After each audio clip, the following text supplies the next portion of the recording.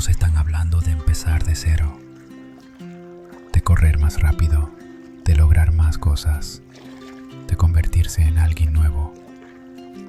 Pero casi nadie habla de algo más importante, de detenerse un momento para sentir dónde estás parado ahora. Porque no puedes construir nada sólido desde el cansancio. No puedes empezar bien si no cierras en calma.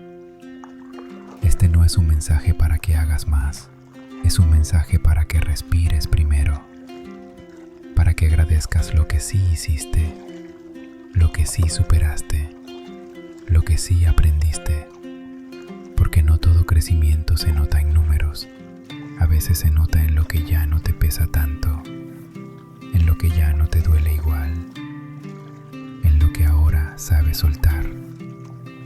Así que antes de escribir tu lista de metas, escribe una lista de cosas por las que estás en paz.